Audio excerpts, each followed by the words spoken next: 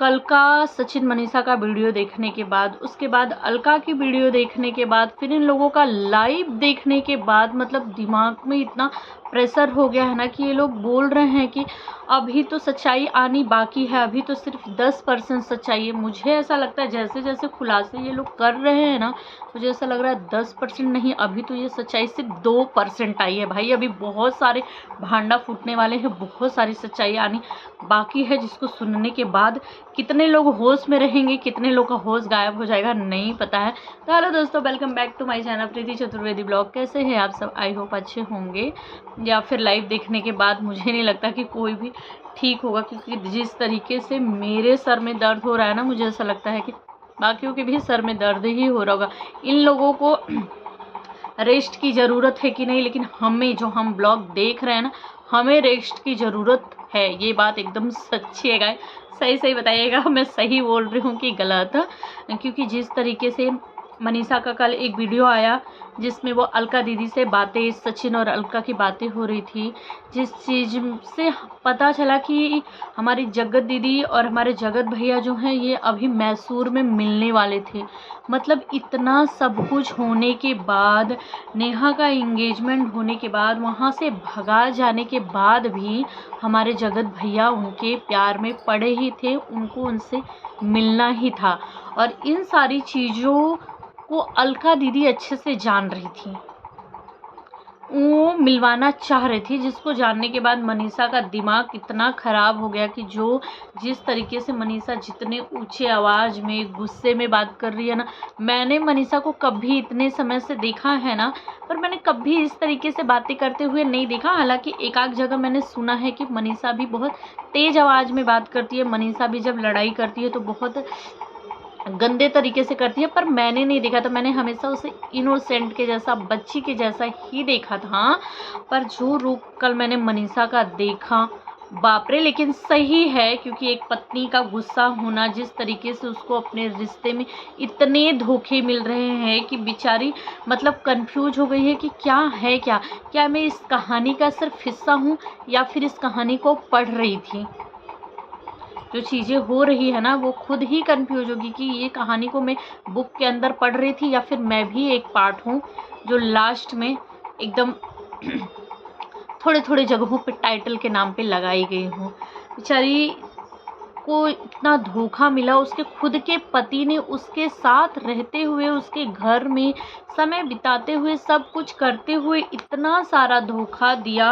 और दूसरों से क्या शिकायत करेगी वो? उसके खुद के पति ने जो किया है, जैसे वो अलका दीदी के ऊपर बोल रही थी कि वो केस करेगी, या हमारी जगत दीदी को बोली केस करेगी, तो मनीषा लोगों के ऊपर तुम केस करो, अच्छा है, क्योंकि इन लोगों की वजह से ही चीज़ें इतनी ख़राब हुई है। ये लोग नहीं आते तुम्हारी ज़िंदगी में, दखल नहीं देते, तो ऐसा कुछ नहीं हुआ होता। एक्चुअली है ये लोग भी तुम्हारे घर को बर्बाद करने वाली। पर तुम्हारा वो जो पति है, जिसको तुम अभी भी बचाने की कोशिश कर रही हो, कहीं ना कहीं तुम्हें ऐसा लग रहा है कि ठीक है मेरे पति की गलती है, पर उनकी छवि खराब नहीं होनी चाहिए। क्योंकि तुम्हारी बातों से ऐसा ही लगता है कि तुम इल्ज़ाम तो लगा रही हो, पर ये चाह रही हो कि सारा इल्ज़ाम सामने वाले पे लग जाए, मेरा पति साफ साफ निकल भी जाए उसकी नहीं। जो तुम्हारे पति ने तुम्हारे साथ किया है वो बहुत ही गंदा वाला किया है। तुम्हारे साथ रह के रिश्तों में, पति पत्नी के रिश्तों को बदनाम और कलंकित किया। जिस तरीके का छल उसने किया है, तुम सबसे पहले दंड उसको दो, उसके लिए लीगल जाओ। पर मुझे ऐसा लग रहा है कि मनीषा शायद आगे का सोच के, फ्यूचर का मनीषा को डर लग रहा है कि कहीं मैं अपने पति के खिलाफ एक्शन लूँ तो कहीं बहुत ज़्यादा गलत ना हो जाए, मेरा पति जेल ना जाए, उसका काम धंधा सब कुछ खराब ना हो जाए, उसका रोजी रोजगार बंद ना हो जाए, क्योंकि वो रिश्ते फिर नहीं जुड़ पाएंगे। तो मनीषा इतना ज़्यादा प्यार करती है कि मनीषा सोच रही कि सब कुछ सही भी हो जाए, सब कुछ ठीक भी कर लूँ और सज़ा भी दे दूँ सामने वाले को, और फिर से हम एक भी हो जाए। मनीषा नहीं हो सकता है ये सब कुछ बहन, जिस तरीके से धोखा दिया है। अगर या तो तुम माफ़ कर दो, सब चीज़ों को इग्नोर करके भूल के आगे बढ़ो, या तो फिर उसको कड़ी से कड़ी सजा दो, ताकि दोबारा अगर तुम्हारे साथ रहे ना तो उसको हिम्मत भी ना पड़े ऐसा करने की। क्योंकि आज तुम माफ़ कर दोगी ना, फिर से वो करेगा, फिर वही चीज़ करेगा। आज ये है, कल कोई और होगा। तुम्हें लगता है कि तुम विश्वास कर पाओगी उस इंसान के साथ रिश्ते में रह के? तुम्हें फिर ना इतना शक होने लगेगा ना कि छोटी से छोटी चीज़ें देख करके तुमको शक होगा कि कहीं ये गलत तो नहीं है ना। पर सजा दी रहोगी ना एक बार भयंकर वाली, तो वो भी डरेगा और तुम्हें भी लगेगा नहीं, अब ये ऐसा नहीं करेगा। और हमारे जगत दीदी के जो बड़े बड़े से खुलासे, जो उनके कारनामे हैं भैया, खतरनाक वाला यार। इनको तो हमने आयरन लेडी का नाम दे दिया था। इतना पसंद करते थे जिस तरीके से अपने पति की फ़ोटो ले लेके हर टाइम रो रो के, ये तो मेरी ज़िंदगी से कहीं नहीं जाने वाली, मैं चाहे कितना भी बढ़ जाने वाली हूँ पर इनको नहीं भूलने वाली हूँ। इनका नाम तो हमेशा आईडी, अरे नाम आईडी पे रह के क्या करेगा भैया, आपने तो ऐसा बदनाम कर दिया क्या। आज तो वो बेचारे ऊपर से भी सोचते होंगे कि कितने शर्म आती होगी उनको कि एक भाई बहन के रिश्ते में बन के। अब गाइस मैं सही कह रही हूँ कि गलत ज़रूर बताइएगा। इनकी जो पुरानी वीडियो है ना, लोग अब वो भी देख रहे हैं, क्योंकि एक दो किसी ने मुझे शेयर किया हुआ था वीडियो कि देखिए दीदी इसमें कितना गंदा दिख रहा है। तब वो लोग सभी भाई बहन के नज़र से देखते थे, पर आज जब इतनी सारी चीज़ें जन गए हैं ना, तो उसमें छोटी छोटी सी जो चीज़ें हैं ना, वो भी निकाल के ऐसा लग रहा हाँ यार यहाँ पे गलत था, हाँ यार गद्दा है। चाहे वो इंस्टाग्राम की वीडियो हो या फिर यूट्यूब की वीडियो हो, लोग अब उसको ले रहे हैं गलत। अगर वो अच्छे नज़र से भी बनी हुई है ना, तो भी उसको गलत में ही ले जाया जा रहा है। जिस तरीके से बदनामी हुई, जिस तरीके से इन लोगों ने इज्जत की धज्जियां उड़ा के रख दी कि मतलब इतना सब कुछ होने के बाद, उस लड़की का एंगेजमेंट होने के बाद, भोपाल में से इतनी बेइज्जत करके भगा के जाने के बाद भी इसके आंखों से प्यार का पर्दा भूत नहीं उतर रहा है। मुझे तो इतनी गुस्सा आ रही है ना कि पूरे घर वालों को परेशान करके, बीबी को परेशान करके सभी को रख दिया। और ये मैसूर में मिलने जाने वाला था अभी। वो तो जब अलका दीदी के भाई पूछने लगे, जब उनको शक होने लगा कि दीदी क्या ऐसा है, आप बताओ करके, तो दीदी ने बोला हाँ इस तरीके की चीज़ें हैं, तब इनके घर वालों ने इनको मैसूर जाने से हमारी जगत दीदी को रोक लिया। और कुछ लोगों का तो कहना है कि जगत दीदी प्रेग्नेंट भी थी, उनके पेट में नाजायज बच्चे पल रहे थे। देखो क्या सही है क्या गलत है वो मुझे भी नहीं पता है, पर अब जब लोगों ने देख लिया है, जान गए हैं, तो अब जिसको जो कहते बनेगा, जितना गंदा बोलता बनेगा वो इंसान बोलेगा। अब किसी का मुंह नहीं रोक सकती, क्योंकि आप लोगों ने इतना गलत कर दिया है। शायद वो भैया और दीदी जैसा शब्द नहीं यूज हुआ होता ना, तो एक बार के लिए हजम कर लेना पड़ता कि चलो यार ठीक है हो गया होगा। पर वो जो भैया और दीदी के रिश्ते को कलंकित किया है ना, बहन भाई का कलाई में राखी बांध के, मतलब सोचो तो ऐसा होता है कि यार कोई भैया बोलकर, कोई दीदी बोलकर कलाई में राखी बांध के इस तरह से कर सकता है।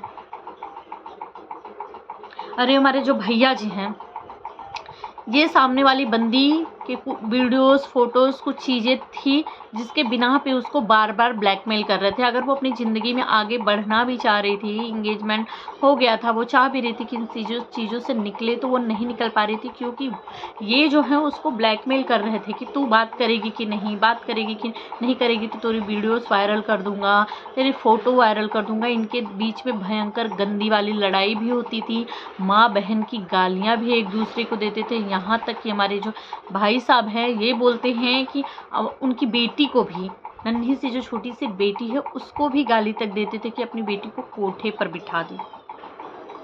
ये कहाँ तक सही है।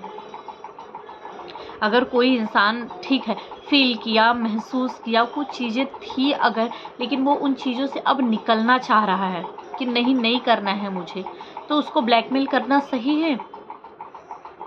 मतलब जगत दीदी की भी गलती यहाँ ये है कि इन्होंने इतनी गंदगी फैला दी कि अपनी छोटी सी बच्ची तक को भी ये गाली दिलवा रही हैं आज के डेट में। बहुत सीना चौड़ा कर करके बोलती थी कि मतलब कोई भी सबूत मिल जाए मेरे खिलाफ, दो मैं ऑन कैमरा आ करके सबसे से माफ़ी मांगिए ना, माफ़ी। आप तो बेशर्मों के जैसा एक वीडियो डाल दिया आपने अपनी भाभी के प्रेगनेंसी का दिखाने के लिए कि जो हमारे घर में खुशियाँ आने वाली है, तो फाइनली हम लोग बहुत खुश है, ये वो ब्लॉग बना करके आपके ही टॉपिक पे इतनी सारी चीज़ें चल रही हैं, इतनी गंदगी फैली हुई है, आपकी इतनी बदनामी हो रही, फिर भी आपने बना दिया यार। फिर आप लेके आ जाओगी 2 दिन बाद। आप ही के भाई के लाइव में लोग आपके भाई को इतनी सारी चीज़ें सुना रहे हैं, इतने सारे गंदे गंदे कमेंट कर रहे हैं कि वो तो प्रेग्नेंट है करके, तो ले आना अपनी बच्चलन बहन को दिखा, बच्चलन है, चरित्रहीन है, किसी और का घर बर्बाद कर दी, किसी और की ज़िंदगी तहस नहस कर दी। एक औरत हो के एक औरत के पति को छीनना चाहिए, अपना घर बसन, मतलब इतना गंदा गंदा लोग कमेंट कर रहे थे। क्यों ना करे, सही भी है, लोगों ने धोखा पाया है। जिसको इतना आयरन लेडी बना करके रखा, जिसके लिए हमेशा लड़े, जिसके दुख को अपना दुख समझे, कि वो इंसान अगर रोया होगा वीडियो बना करके तो लोगों के आंसुओं से भी आंसू, तो वो इंसान क्यों नहीं बोलेगा? उसके साथ भी तो धोखा ही हुआ ना, तो वो इंसान तो बोलेगा ही। लेकिन क्या गलती थी उस भाई को जिसको आप इतनी गालियां पड़वाई? अब कहाँ गया आपका वो सीना? ऑनलाइन आ करके सभी से मांगूंगी एक सबूत दीजिए। इतना सारा सबूत कम है? जो चीज़ें हम सुन रहे हैं, हम देख रहे हैं, आइए बताइए। तो गाइस, आप सब क्या कहना चाहेंगे कमेंट में मुझे ज़रूर बताइएगा। और मैं तो कहूँगी कि यार बंद कर दो ये सब, क्योंकि ये सारी चीज़ें सुन के ना समाज में और गंदे गंदे मैसेज जा रहे हैं। लोगों का मन फिर और बढ़ेगा कि यार वो उस इंसान ने किया था तो उसके साथ क्या हुआ, उसके साथ तो कुछ नहीं हुआ। 2-4 दिन इंसान चिल्ला के बोल के बंद हो गया, तो क्यों ना हम भी करें।